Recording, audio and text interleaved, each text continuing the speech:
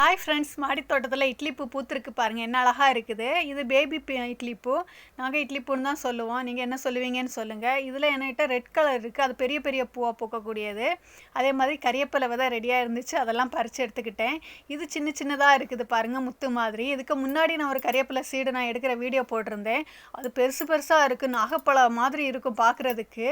இது சின்ன சின்னதாக இருக்குது. இது நாட்டு கறிவேப்பிலைன்னு நினைக்கிறேன். பாருங்கள், இதுக்கும் அதுக்கும் உள்ள டிஃப்ரெண்ட்டு பார்க்காத ஃப்ரெண்ட்ஸ் இருந்தேன்னா பாருங்கள், ஷார்ட்ஸில் நான் போட்டிருந்தேன். அதுவும் இது பாருங்கள், காய்கறி வேஸ்ட்லேருந்து வளர்ந்த செடி தான். என்ன செடினே தெரியல, இனி காய் வந்தால் தான் தெரியும். பார்க்குற ஃப்ரெண்ட்ஸ் சொல்லுங்கள். இது நீளமாக இப்படி ஒரு மொட்டு வந்து நிற்குது.